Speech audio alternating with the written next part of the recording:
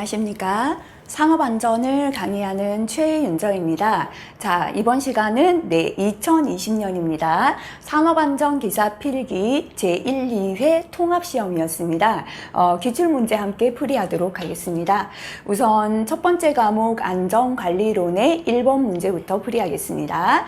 상업안전보건법령상 안전보건 표지의 종류 중에서 경고 표지에 해당하지 않는 것은 이라고 했습니다. 자, 안전보건 표지는 실기 대비해서 별표 3개였습니다. 반드시 기억하셔야 되는 내용이죠. 그죠?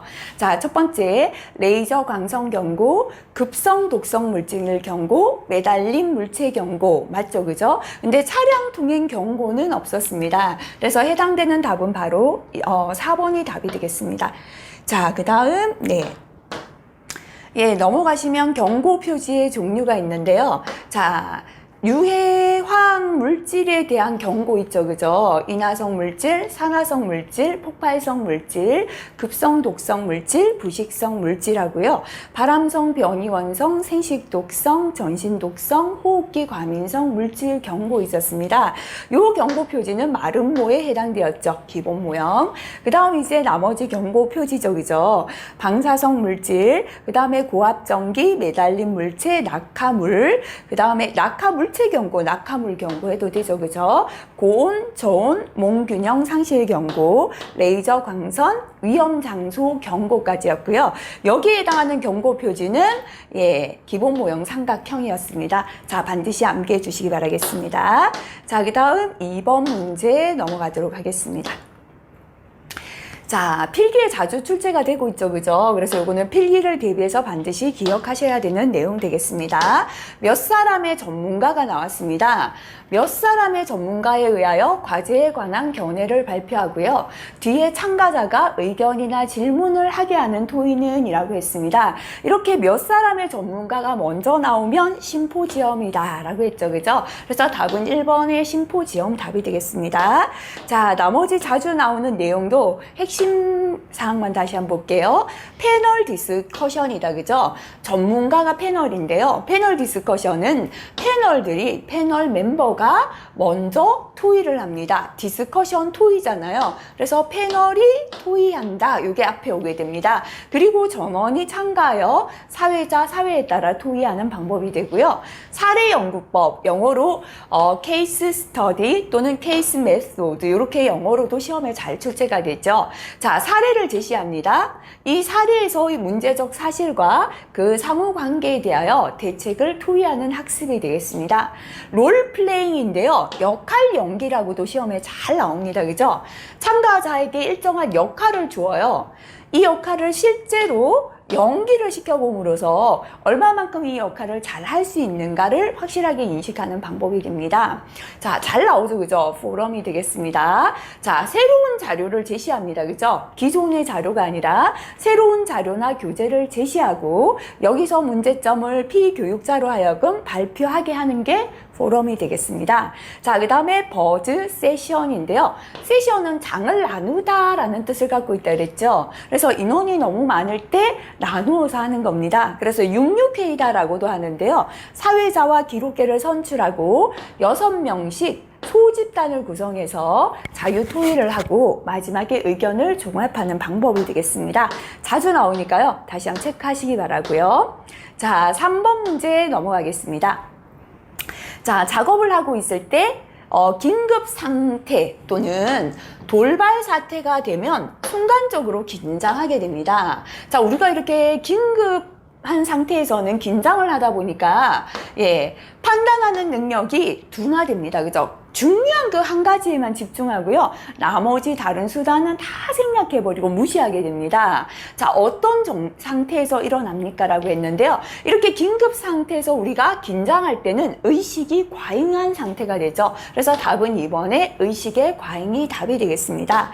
자, 참고에 있는 의식 레벨의 분류 다시 한번 체크하시기 바랍니다. 제1 문제는 실기를 대비해서 반드시 계산할 수 있도록 해야 하는 문제가 되겠습니다. 자, A 사업장에 2019년 도수율이 10이다라고 주어졌습니다. 연천인율은 얼마입니까? 자, 연천인율 계산하는 공식은 두 가지입니다. 그죠? 첫 번째는 인율, 사람에 대한 비율이다라고 했습니다. 그래서 밑에가 분모, 커야죠. 그죠? 연평균이라는 근로자 수입니다. 위에는 분자, 아들이니까 작아야 되잖아요. 평균 근로자가 많고 다친 재해자가 작겠죠. 그죠? 그래서 위에는 연간 재해자가 되고요.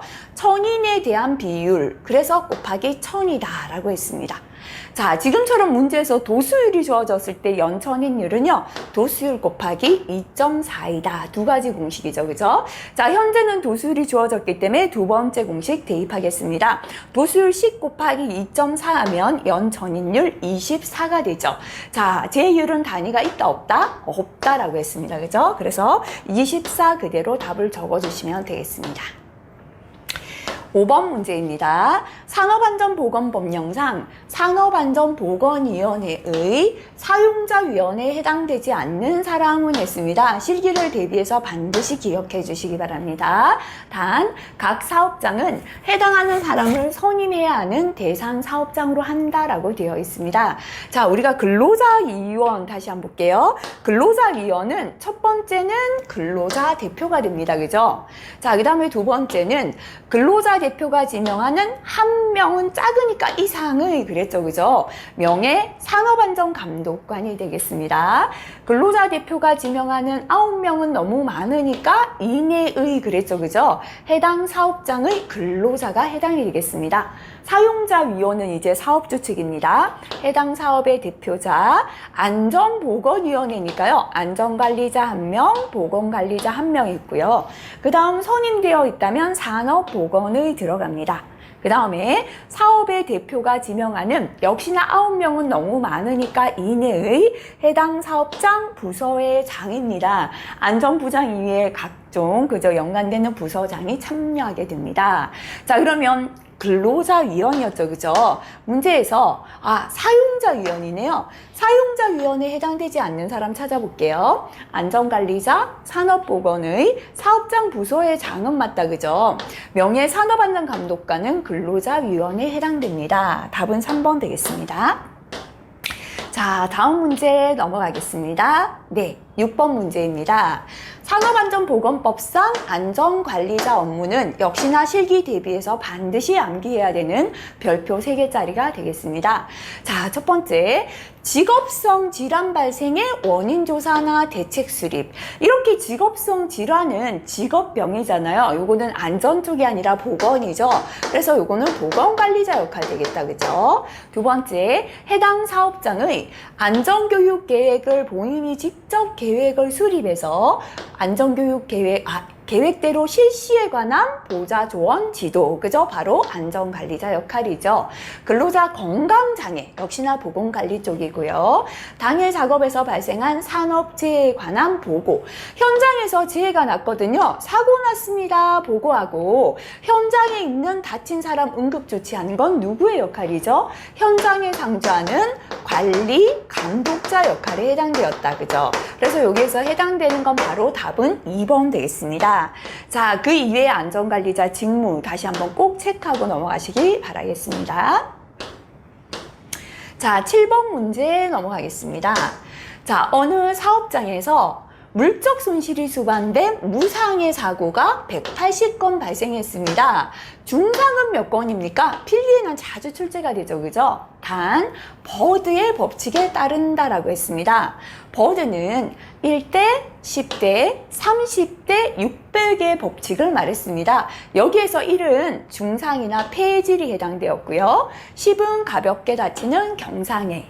30은 무상해 사고니까 사람은 다치지 않고요. 물적 손실만 있는 게 되겠습니다. 자, 그 다음에 이제 600은 무상해 무사고입니다. 어떤 사람도 다치지 않고 물적인 손실도 없으니까요. 사고가 나기 직전에 위험 순간이 해당되겠습니다. 자, 근데 현재 무상해 무사고가 600건이라야 되는데 180건이다라고 문제에 주어졌잖아요. 그죠? 그래서 무상해 무사고가 180건이기 때문에요. 중상이나 폐질은 6건이다. 잠시만 여기서 다시 한번 볼게요. 지금 네, 문제를 제가 잘못 읽었네요. 그죠? 무상의 사고입니다. 그죠? 무상의 사고가 180건. 다시 말하면 무상의 사고는 30건이어야 되는데 180건이 되었다는 건 6배가 된 겁니다. 그러면 중상이나 폐질 또한 곱하기 6배 해주시면 되겠죠. 그죠? 그래서 6건이 답이 되겠습니다. 자, 그 다음 문제 넘어가겠습니다. 네. 8번 문제가 되겠습니다. 이거는 파란색 별표 할까요? 파란색 문제입니다. 자주 출제되지 않는데요. 나올 때마다 조금 유형을 달리해서 나와서 조금 주의하시기 바라겠습니다. 안전보건 교육 계획에 포함할 사항이 아닌 거, 그죠? 자, 안전보건 교육을 어떻게 하겠다라는 계획을 세우는데요. 포함되지 않아도 될 건 뭘까요? 첫 번째, 어디에서 하고 어떻게 교육하겠다 들어가야겠죠. 이 교육이 어떤 종류의 교육이며 누구 대상으로 한다? 계획이 당연히 들어가야겠죠. 교육의 과목은 무엇이며 어떤 내용 가르치겠다? 필요하겠죠. 근데 이러한 구체적인 계획을 다 작성하고 교육 지도안은 강사가 수립하는 거잖아요. 그래서 교육 계획에 포함되지 않아도 되는 건 교육 지도안이 되겠습니다. 답은 1번 되겠습니다. 자, 그 다음 9번 문제 넘어가겠습니다. 이것도 파란색입니다. 파란색 별표, 그죠? 시험 치기 직전에 다시 한번 체크하세요. 자주 나오지 않는 문제입니다. YG 성격 검사에서 안전, 적응형에 해당하는 형의 종류는 했습니다. 자, YG 성격 검사에서 A형은 평균형인데요. 조화적이고 적응적입니다. 그 다음에 B형은 정서가 불안하고요. 활동적이고 외향적, 이렇게 불안하고 적응을 잘 못하는 부적응, 하지만 이제 좀 적극적인 형이 해당됩니다. 그 다음에 C형은 안전을 우선시하고 소극적이에요. 그래서 온순하고 소극적이고 안정적이지만 비활동적이고 내향적인 성격이 되겠습니다.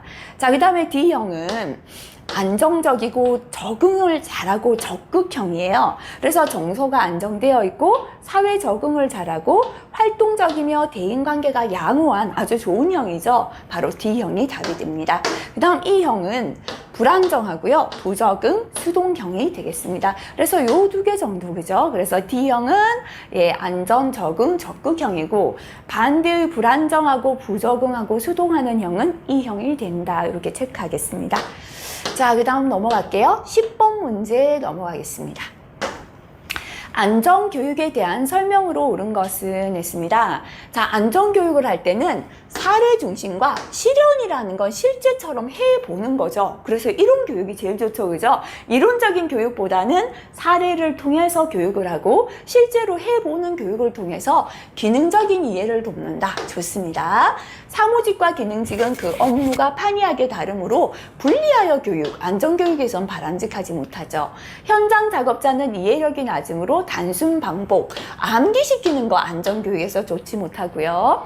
자, 그 다음에 안전교육에 건성으로 참여하는 것을 방지하기 위하여 인사고과의 필히 반영 필요 없죠, 그죠? 그래서 안전교육의 기본 방향은 사고 사례 중심의 안전교육, 안전의식 향상을 위한 안전교육, 그 다음에 안전 작업을 할 수 있도록 하는 안전교육이 되어야 합니다. 답은 1번 되겠습니다.